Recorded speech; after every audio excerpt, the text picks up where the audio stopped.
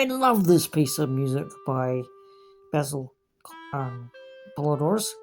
I was going to say Basil Constantine Polidorus because that's all his name. Full name. Beautiful, beautiful soundtrack. Full of action, full of adventure, full of journey.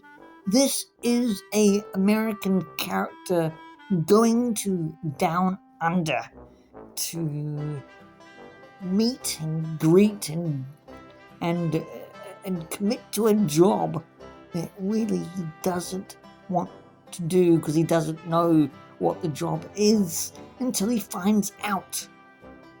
On this wonderful story, I do recommend this film, Quigley Down Under. It's got loads of character. It's got fun and comedy. It's got drama. Again, I'm going to say this. It's got action. It's packed full of it. It's got starring Tom Selleck as Matthew Quigley. It's got the ever fantastic actor in Alan Rickman and Laura Sandy Kiamo as Crazy Cora. A young Ben Mendelsohn in this as well. You know him for the Star Wars Rogue One and the wonderful told and written Andor series. But this film gave me one idea of doing a movie of my own, a pioneer western of my own, having a American character come down under in my neck of the woods, not Australia but my neck of the woods. But this piece of music gave me the adventure type feel that I wanted, and that's why I enjoy the soundtrack. I listened to the soundtrack a while ago.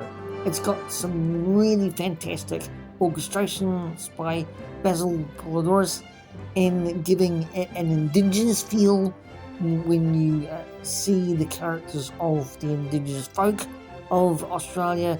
It gives you the flutes and the drums of the English army that was prominent in our area of New Zealand and down under in Australia, and it is just wonderful and rich in its telling and gives you that vibe that you are in Australia, but it gives you also the character of an American down under with the soundtrack.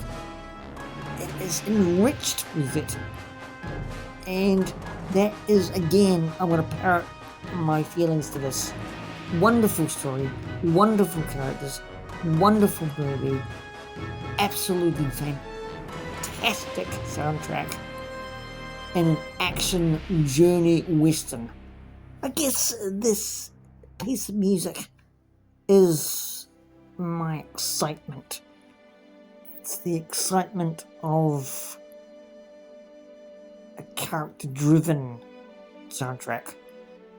This one man's journey to find a answer that he's a good man, that he found someone he loved, although she was crazy. Turned out she wasn't all that crazy. The story is just, it has so many layers, and in those layers, the music, if you hear this or watch this movie, you'll hear it in the land itself, the peoples, the troubles they had to endure with the colonials. Remember, this was a penal colony founded by the English. This was no doubt in my mind something that the English Red Army in those days had to come down here and police, or down under in Australia. I mean, England at that time was getting full of convicts. That they had so many of them, they shipped them to Australia.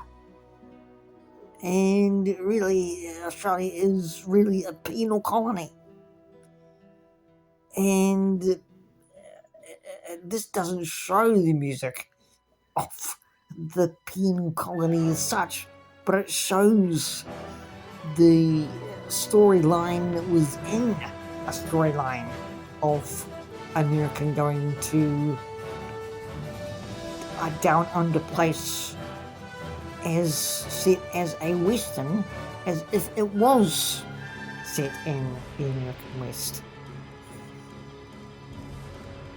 Yes, there were Americans in Australia, or travelling to Australia in the 1700s. Few and far between, though, in that decade, the 1700s. More prevalent in the 1800s, 1850s to 1880s, where the gold rushes, the silver mines were rampant, with so many nationalities heading over to mine gold and silver. There was just a flurry. Even in this part of the world, New Zealand, they had Americans. But once they kind of got their gold, or the gold or silver mines ran out, they went back home. They didn't stay, as to such as the Europeans, like the Scottish, the Irish, the Dutch, the Chinese, stayed on to cultivate and to colonize Australia, and be it South Africans and other nationalities around the world. But Americans, no, they only, probably a minute few, probably only stayed in Australia to live and help colonize Australia. But that's as far as a little bit of history goes. Just a quick little history on that. Let's get back to the Basil Polidorus man himself and this awesome, beautiful soundtrack. Quickly, Down Under. Basil Constantine Polidorus is his full name. He was born on August 21st, 1945, and died on 2006, November the 8th. He was a composer, conductor, orchestrator, and Basil Constantine Polidorus had a very long relationship, orchestration relationship, with film and television, with Simon Windsor, Paul Verhoeven, and John Millis, including this one, Quigley Down Under. Basil Polidorus actually did quite a few really blockbusters, and he did also a TV series, but we'll get there. In his long-running orchestral masterpieces of beautiful orchestrations, we have Conan the Barbarian, 1982, Red Dawn, 1984, one of my favourite films with Patrick Swayze. Then you have The Iron Eagle, 1986. You have RoboCop, 1987. Also another one of my favourites, and a great popcorn movie, and good soundtrack to that one too. Also, continuing on with his wonderful scores, we have The Hunt for the Red October, 1990. we have, of course, I've written down, we have Free Willy, I Can't Read by Writing, 1993. Continue on, Starship Troopers, 1997. And, of course, we have Les Miserables, 1998. Now, it is not the musical Les Miserables. It's not the stage musical Les Miserables. I think it might be, there was a film with Liam Neeson called, of course, Les Miserables.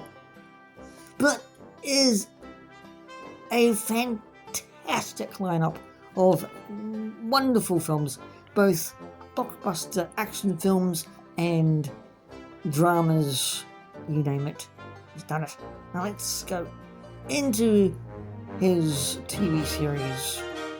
Paul Lewis won a outstanding music orchestration for 4-part miniseries Lonesome Dove Emmy Award, which was in 1989, starring, of course, the late, great Robert Duvall.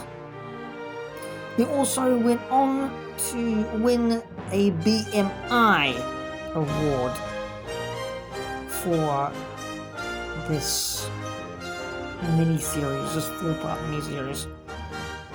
And that's really all I will say about Paul Lewis. One of the if I get my words out, the finest composers of that time.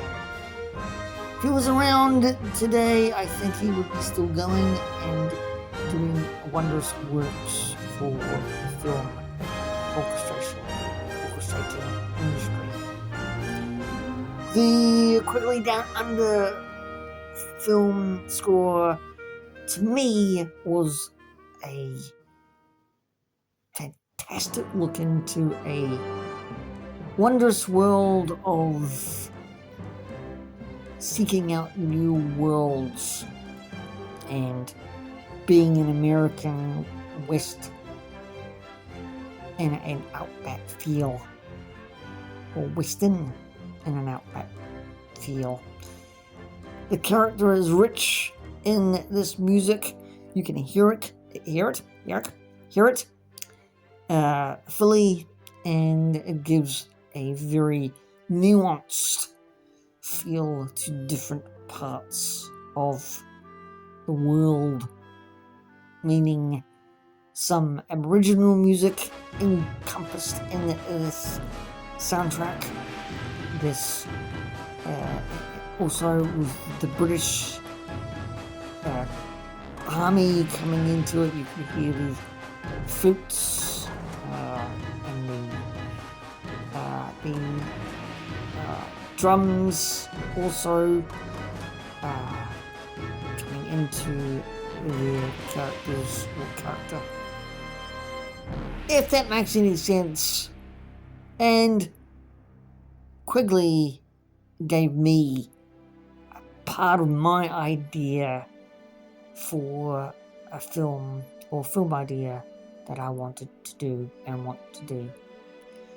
The richness of the Western, the richness of the Westerner, the richness of that character gave me a clear understanding of what I wanted in my character, but also gave me a clear understanding of where my character wanted to be, and not set in a American West, but in a New Zealand pioneer Western.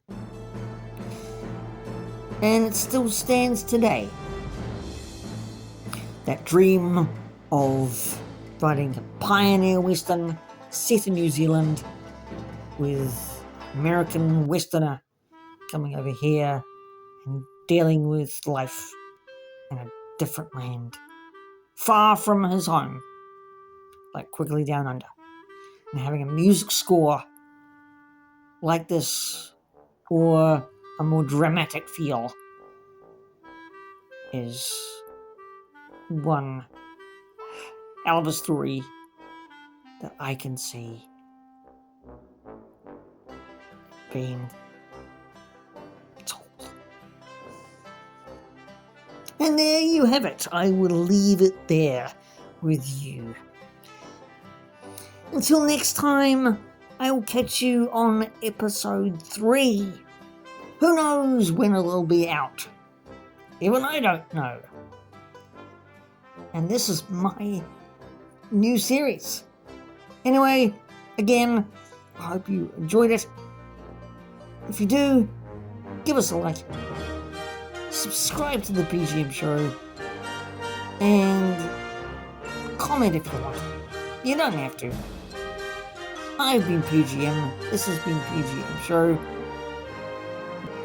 So it's goodbye from me. Take care out there. Have some fun.